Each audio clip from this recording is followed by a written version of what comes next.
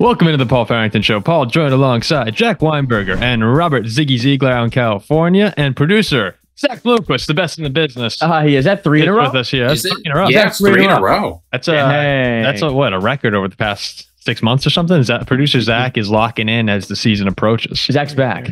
Yeah, it's good work. Good work, producer Zach. We're very proud of you here on the show. Anything to say?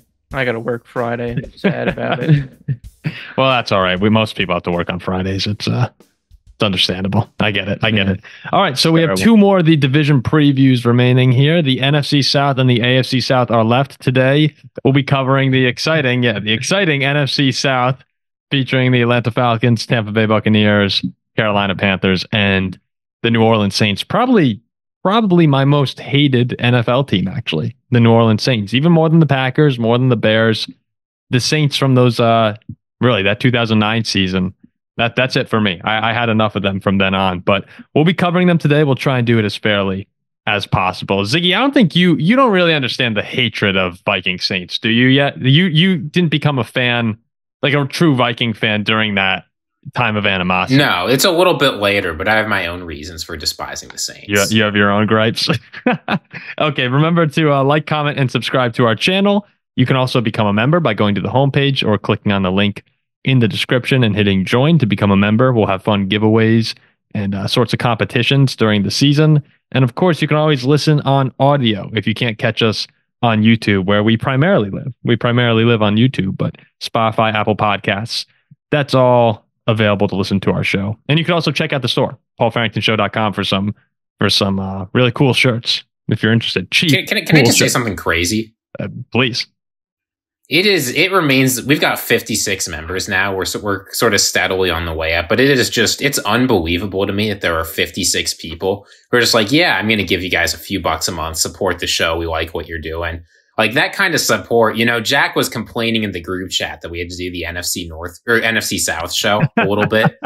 And, I did some research. It's not as bad as I thought, but it was kind of tough. Realizing we've got 56 people that are out there saying, I'm going to put my money where my mouth is. I love this show. That keeps me going. It's unbelievable. That's a great point from No, I wasn't actually complaining. No, but I felt you. I felt you. Yeah. I totally got it too. I'm exhausted. Like we didn't want to do this, but the NFC South. I was like, I want to start drinking. I don't want to talk about the Saints, but here I am. No, here we are. It's because people, like you said, Ziggy, people really enjoy listening to this and leave really nice comments. That keeps me going. That kept me going. All right, let's just refresh everybody. These preview shows, the way that they work, we have the favorite in the division, the top challenger, the dark horse, and then my dad was actually complaining today. He was listening to one of the other preview shows, and he said, maybe instead of bottom feeder and alienating a fan base, you just say team that needs improvement or a team that could use some help. And I said, Dad, they're the bottom feeder of the division. What do you want me to say? And he's like, all right, fair enough. Why don't you just say the team that sucks? That's basically what we're saying.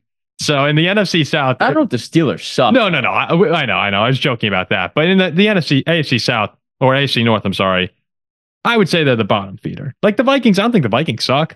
No, the Vikings suck. All right, the teams that could use some help.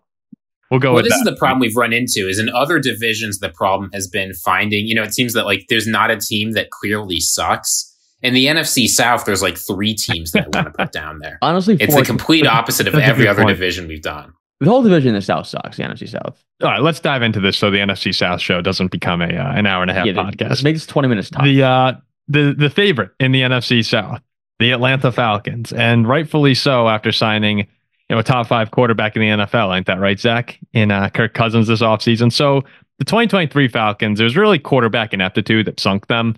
Taylor Heineke, Desmond Ridder kind of swapping turns. And not that they were just horrendous, but they just weren't good enough to play winning football a lot of the times. Wind up missing the playoffs. And then in the offseason, the big question was, who will Atlanta go after a quarterback? Well, they signed Kirk Cousins. They beat out the Vikings. Big deal, 4 years, $180 million. $100 million of that guaranteed. Everybody knows the big drama surrounded them selecting Michael Penix with their 8th overall pick in the draft.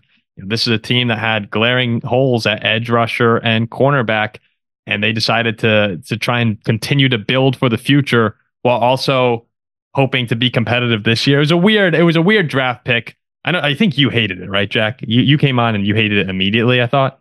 I just it didn't make much sense to me. I mean, he'll take his first snaps. He's 29 years old. So it was, again, still a weird decision from Atlanta to do that. Some of the other big moves this offseason, they add Darnell Mooney. They trade for Rondale Moore, so they get some help at receiver. Raheem Morris takes over as head coach with 2 new coordinators. And then some key departures. They lose nothing too crazy in Atlanta, but Jeff Okudah, Jonnu Smith, Cordero Patterson, who kind of found a nice little spot for himself there, and Calais Campbell. So let's talk a little bit about next season. The big question for Atlanta, and this, Ziggy, this was the question that you proposed to everyone. It was, what is Atlanta's ceiling with Kirk Cousins here? So going into the season, there's a lot of hype around the Falcons, but what do you think is the ultimate peak for this Falcons team? It's difficult to tell a little bit because we haven't really seen what this Falcons offense can do with a competent quarterback and competent coaching. Mm-hmm. Right? I mean, everybody remembers the disaster last year. We went Ritter to Heineke. You had Arthur Smith doing whatever on God's green earth he was doing with all of those weapons on offense. Your new coordinator. But it's difficult to actually know how good these guys are, right? Like, is Drake London good? Drake London hasn't put up 1,000 yards in his career. Now, some of that was misuse, but wide receivers of his track record, it's hard to know how good he's going to be. Kyle Pitts had an incredible record-setting rookie year. Has been really disappointing since then. Bijan Robinson was not used how everybody expected he would be last year. Is it because he struggled sometimes? Is it because Arthur Smith hated fantasy football? It's difficult to know. If these guys are actually good, they don't need to be elite, but if it's one of the better skill position groups in the NFL, the Falcons should win the division. They will host a playoff game. They'll probably win that playoff game, and they can go divisional round for the first time in a while.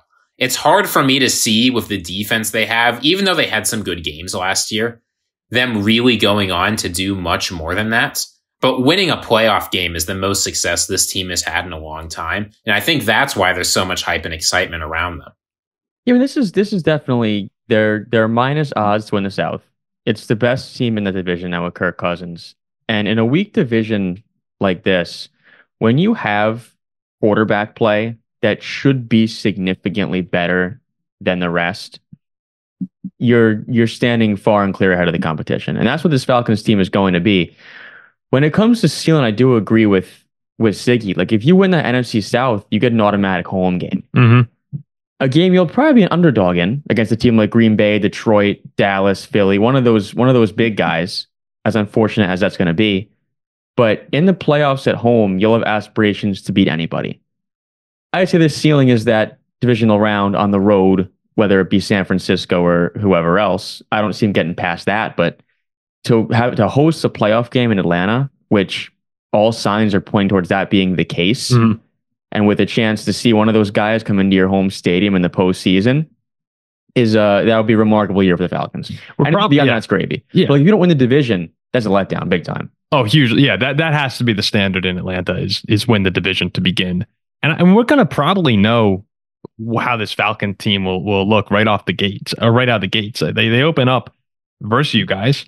Then they go to Philly for Monday Night Football, and then they host the Chiefs on Sunday Night Football. I mean, that'll be a great indicator of how this Falcons team can match up with quality opponents. I mean, I think the Steelers, even though we were kind of joking around with them the other day, that's a tough football team to beat any week of the season. So you get Steelers, Philly, Kansas City. Like, all right, you guys want to pretend you're a Super Bowl contender, go out and prove it right away. And Kirk Cousins, to me, he's a great stabilizer offensively. The Vikings offense was never really the problem when he was there. There's a game or two where Kirk completely implodes. That'll happen. But he has a great line in Atlanta. The weapons are good enough. To me, it's if this defense takes some steps forward, then the ceiling raises. But offensively, I think they're good enough. Yeah, that like Kirk can carry them to for sure the wild card round, and then I could see them winning a game. But I agree. I think that's probably where they bow out is the divisional round. Just a matter of, they needed some pass rush too. Like that's where it's weird about drafting Michael Penix. They haven't had a double-digit pass rusher or sack player since Vic Beasley in 2016. With their pick, defense was the obvious move for me. Or even like Roma Dunze. Like you could take a Dunze. Yeah, anybody would have like it was.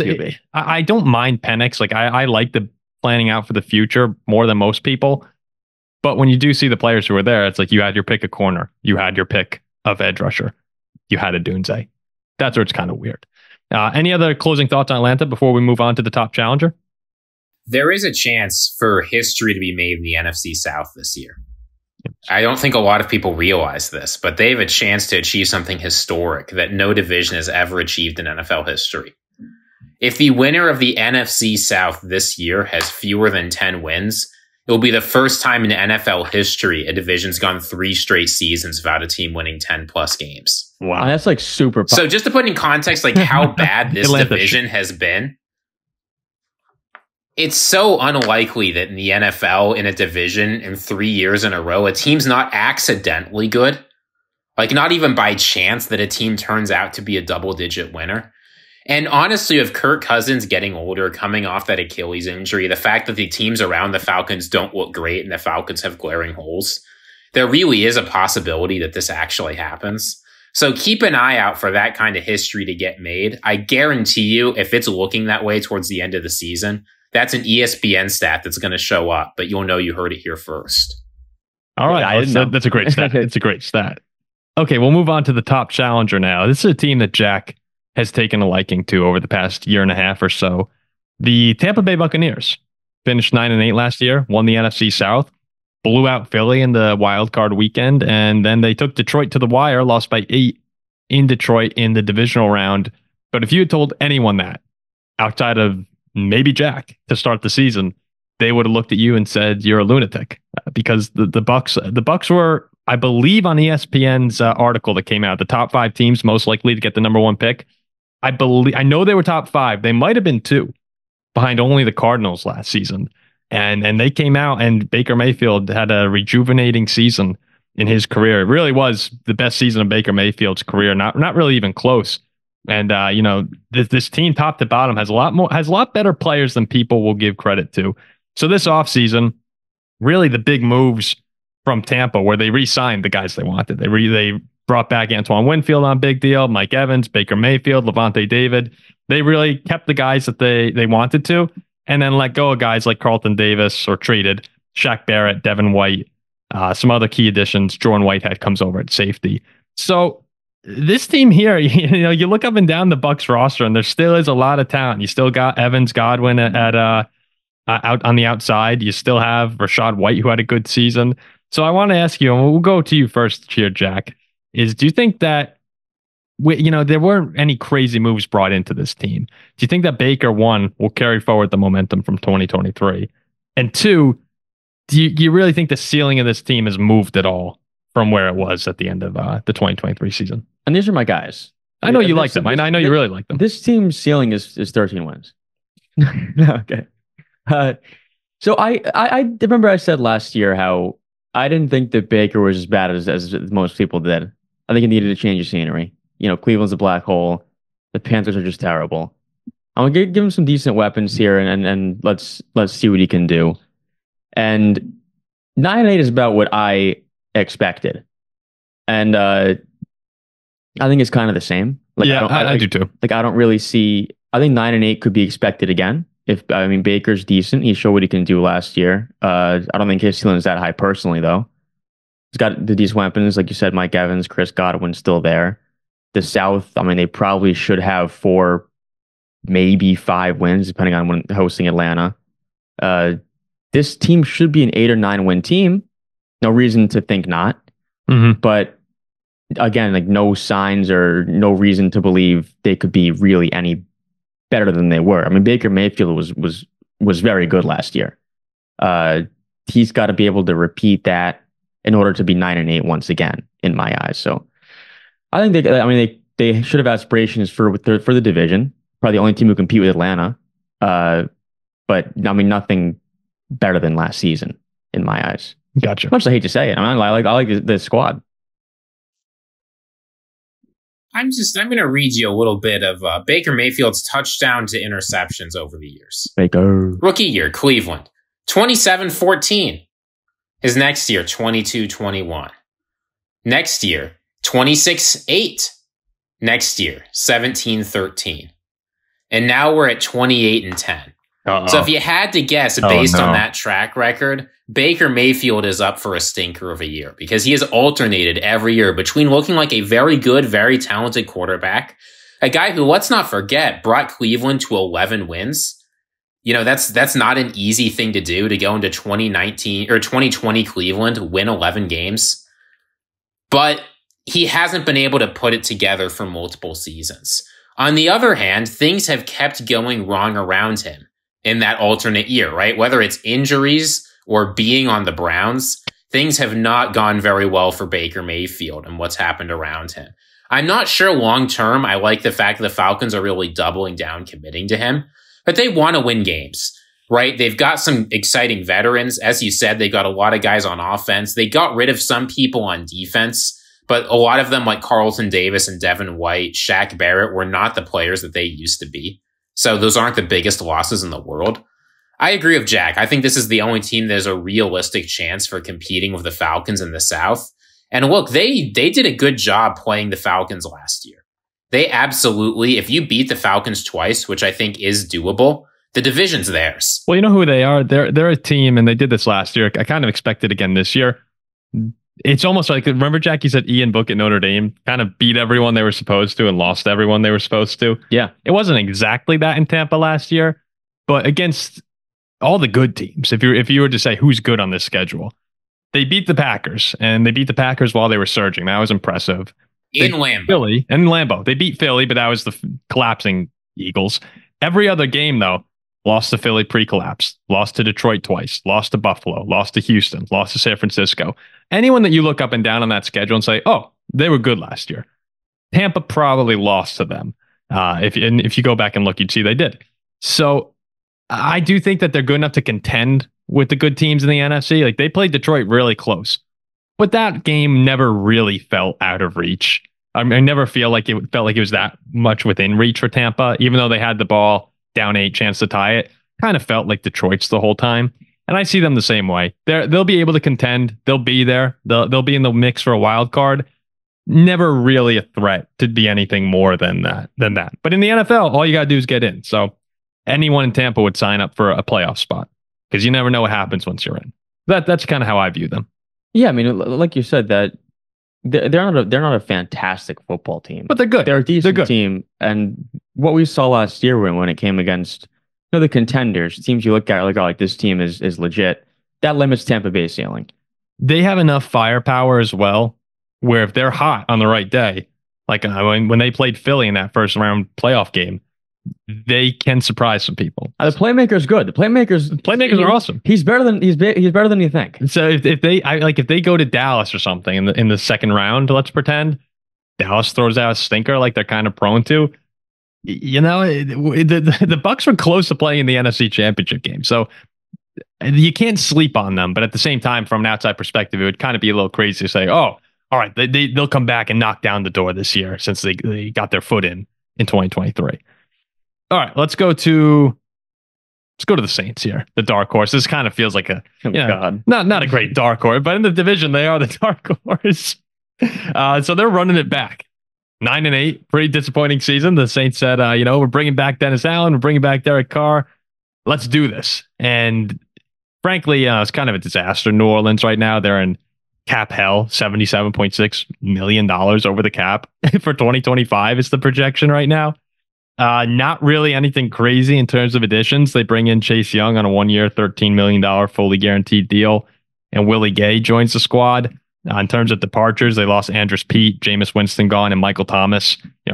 Someone who got off to a great start to his career, but over the past few years has been rather irrelevant. Those guys are all gone now. So where do they stand? The defense is like playing. It's, generally speaking, the defense does well. 5th in EPA allowed per game last season, and 6th in scoring defense. They force a lot of turnovers, big plays. If you're a fantasy owner of the Saints defense, generally speaking, you're pretty happy. Much of that's generated from the secondary. But offensively, this team is just so disappointing. It's so tough to watch the Saints because they're an offensive disaster. And what I want to ask you guys is, do you think there's any juice to the offense to begin with? And two, like over the course of this offseason, has anything been done to improve your outlook for them?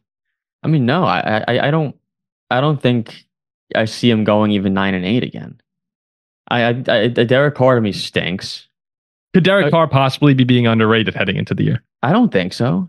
Like, what's the reason to say that? Well, Like, he just wasn't.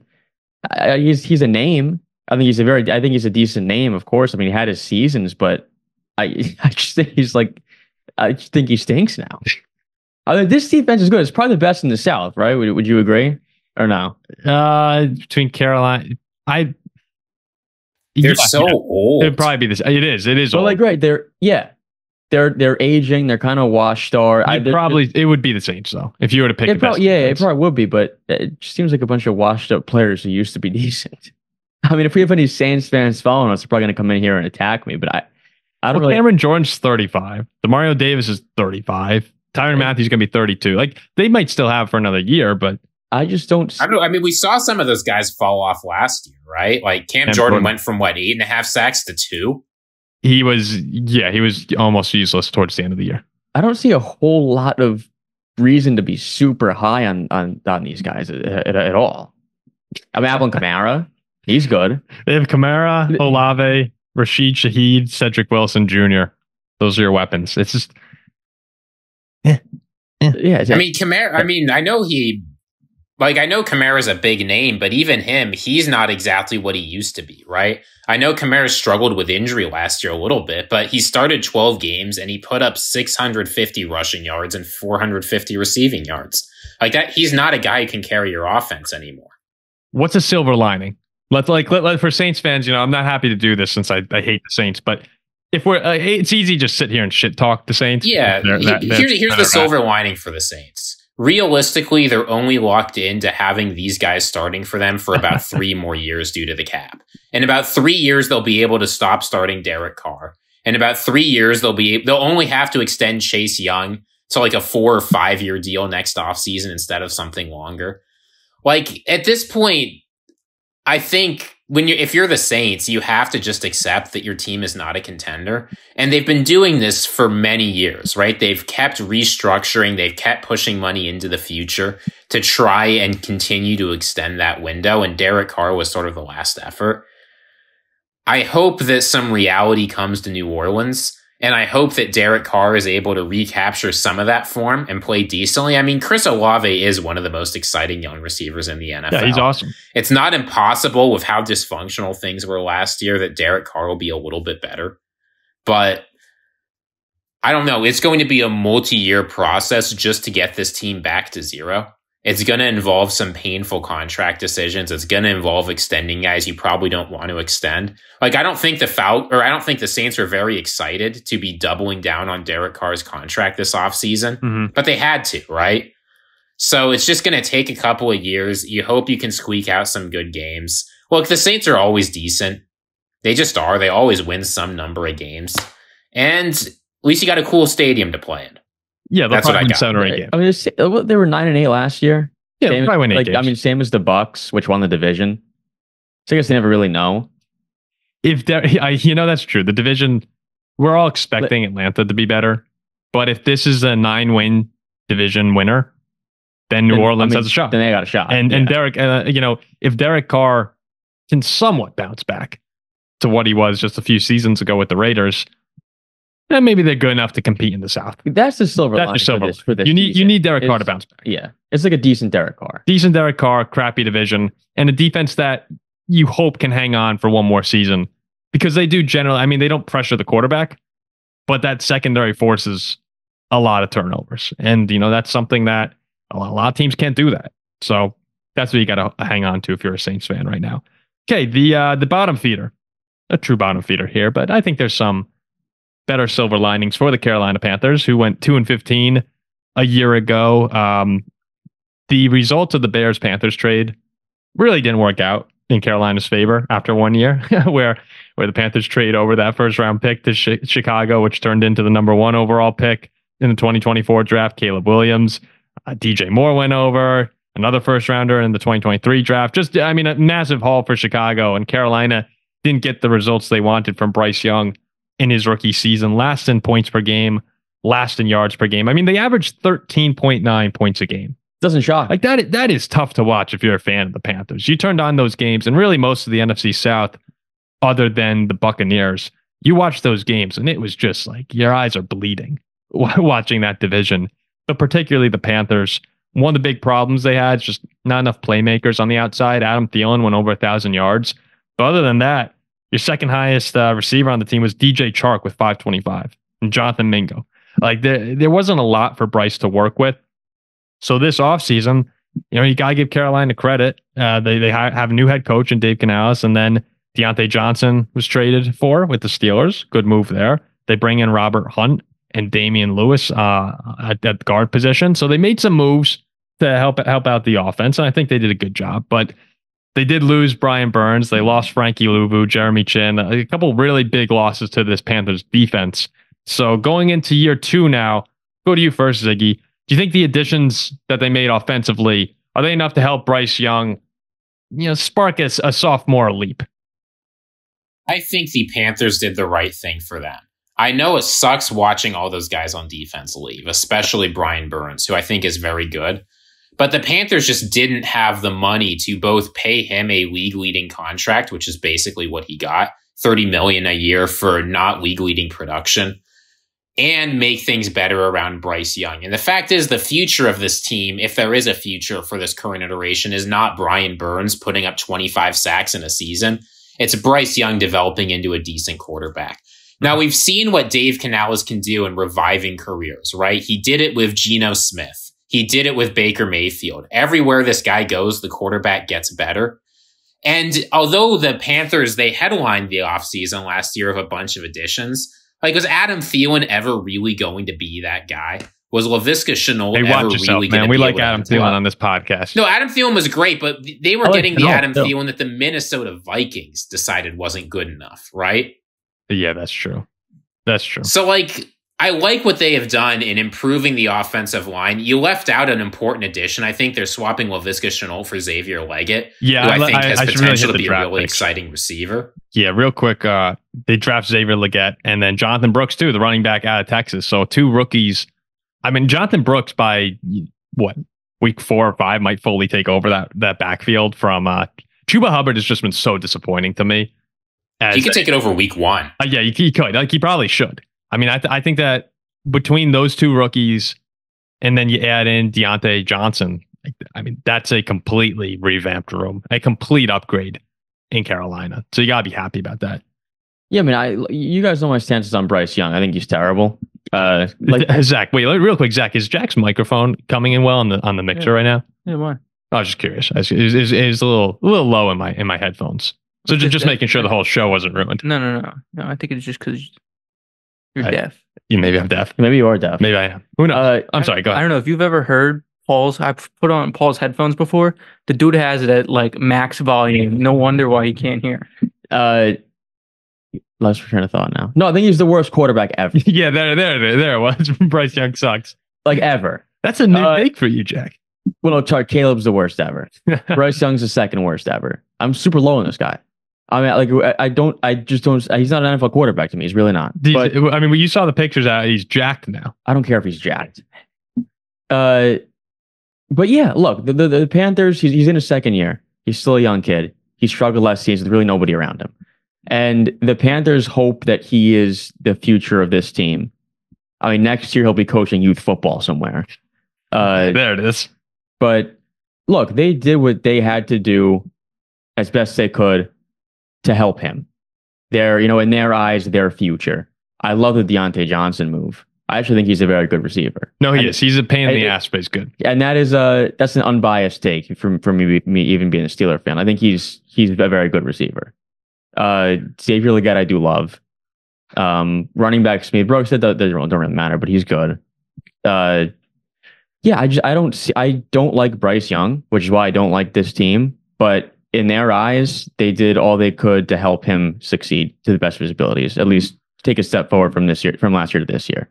So I got to pat him on the shoulder for that. But I don't see him better than 3 wins. They did a good job this offseason. Yeah, they did a good job. I don't see more than 4 wins. I think their quarterback is horrendous. So Ziggy, when we talked about all the additions now on offense, and I actually do think that this offense, it should be much better. 13.9 points per game. If it's hard to be being worse. Replicated by Thanksgiving, there's a real problem with Bryce Young and what's going on in Carolina. Because I really like Canales. I think he's good. However, when it comes to competing for next season, the defense is going to be a really big issue too. With all those losses we said, it's already on a team that's 29th in scoring, last in takeaways, 30th in pressure percentage with Burns. They're going to have a lot of trouble. I mean, they added Clowney, they added DJ Wanham, but nothing like this defense is going to struggle. So Carolina, for all the NFC South teams that we do think have a chance of competing for the division, Carolina probably doesn't unless Young takes, an astronomical jump forward. But again, this is a process. It's going to take some time. And I think Carolina got off to the right start with it this offseason. Well, Paul, say this much is if the Panthers repeat that offensive performance from last year and going into this season, it will not be a problem for the Panthers because they will lose another 14, 15, 16 games and they will draft the quarterback of the future and try again. Yeah, that's probably where it's at. Most rookie quarterbacks now, or most quarterbacks have, they say, until Thanksgiving of year 2. So they'll take Riley Leonard. Yeah, after he wins the national championship. Their offense because he's with his Heisman campaign national championship. He's better than Bryce Young. Yeah. All right, let's close out the show with the predictions here. The non-quarterback player to watch in the NFC South. Oh God, I bet I know who Ziggy's going to take. Should I say it? Or should I leave you in some suspense? I'm going to whisper it to Jack. Right. All right. It's going to be okay. Yeah. Did you hear that? I could not hear that. My God, let's hear it. For me, did he say Darnell Mooney? Because that's not who I was going to. I did not say Darnell Mooney. For me, I'm really excited to see what Chase Young is able to do. For the Saints. As much as I was ragging on the Saints, who do you think? Who do you think? I thought it was going to be Drake London with Kirk Cousins. Oh, no. Drake London is just... That's my pick. Chase Young, I feel like I'm the only person in the NFL that likes this player and thinks that he could be really good. But for the 49ers, I think their defense got better after they added him. He's got a lot of talent. He's on a 1-year deal in a place where he'll have a chance to make an impact. I want to see what he's able to do in New Orleans. And honestly, if he plays up to his abilities, I think he could have an all-pro season. Ziggy, is he your That's my hot take. Njoku of defense? Chase Young has produced in his career. It's not Njoku. And also, I was correct on Njoku, by the way. So, who you got, Jack? I just had it. Let it come back to me. Oh, the Deontay Johnson. Good. Yeah, that's a good pick. Well, he's been... Shocker. He's been decent. Shocker. He's been decent at making horrible quarterbacks look okay. So, I just want to see how he does there. Well, and he should operate as the wide receiver. The number one, clearly. Yeah, he should. Clearly. All right, so you guys went Saints and Panthers for these picks. All right, I'll go with either the Falcons or Paul's gonna go Mike Evans. Yeah, no, Mike Evans. We know what we're getting. What's he's had 10 seasons now? Is it over 1,000 yards? I believe. All right, I'm gonna go. I'm trying to look on someone on the Bucs that I really want to see. Here's what I'm gonna say about the Bucs before giving my pick. I do think that their secondary as a whole, I know that I keep doing this, but the secondary as a whole, the cornerbacks, that'll be a big indicator. They might just get scorched this year in Tampa Bay, especially after losing Davis or trading Davis away. They're going to need someone to step up in addition to Jamal Dean, or else it's going to be a problem there. I am going to go with who I said Ziggy would take, though. I'm going to go with Drake London. I think he has the real opportunity to become elevate from that kind of like budding star, 2-star receiver with Kirk Cousins. We saw how great Justin Jefferson was year after year. Now, obviously, I think Justin Jefferson's a better receiver than Drake London, but people don't understand how good Kirk Cousins is. Well, we don't know. London could be the better receiver. Again, I keep going back to this. A great example of the Kirk Cousins factor. Look at the play Justin Jefferson got hurt on against the Raiders this year when he came back. I think it was Mullins was playing at the time. Throws I think it was just a slant to Jefferson, but it's behind him, had to go up for it, takes a big shot to the back, gets injured on the play. Those little plays like that, where Mullins is a little behind, Kirk Cousins is almost always on time, perfectly placed. His accuracy is, it's one of the best in football. And I think that's things like that, when you go from Desmond Ridder to Kirk Cousins, Falcons fans will see it quick. And Drake London has a chance to really, really benefit from that. So I'm excited to see Drake London in his first year with a real star quarterback. All right, the preseason division MVP. With that said, I will go Kirk Cousins as well. Yeah, Kirk Cousins for me as well, too. There's two choices. You can pick Kirk, you can pick Baker. I'm going Kirk. I don't think it's particularly close. When they're on, Kirk is top 10 in the league. Baker to me is always going to be around average to below average. And when he's on, he sneaks into that slightly above average group. Okay, and last but not least, we have the standings predictions. I mean, I'm going sumo chalk. It is. Well, I don't know. It's closer. It's closer between the Bucs and Falcons. Oh, Bucs could win it, but I mean, I'm going Falcons, Bucs, Saints, Panthers. Ziggy, perhaps a change. I'm going Falcons, Saints, Panthers, Bucs. I think Baker Mayfield is not going to put together 2 consecutive good seasons. And it's going to be the collapse that everybody was expecting in Tampa last year is happening this year. That's nuts. That's nuts. Yeah, it's just stupid. I don't think that there's no. I can't. I really can't see that happening. Although if you told me last year the Bucs were going to the playoffs, I would have said you're crazy. Ziggy, stupid picks are unlike you. I'm surprised about that. I am going to go with you, Jack. Atlanta, of course. Yeah, I'm chalk. Yeah. Atlanta, Tampa, New Orleans, Carolina. If there were a change, though, like Tampa and Atlanta will be competing all year for that. Can I see your Panther? Oh, all right. Let's wrap it up there. Again, please remember to like, comment, subscribe to the channel. Become a member by going to the homepage and clicking join. We appreciate everyone who listens to these, who comments, who is a member, and we will see you for the last. He's got this smirk on. I'm not sure what's going on here, but we'll see you for the last preview, the AFC South.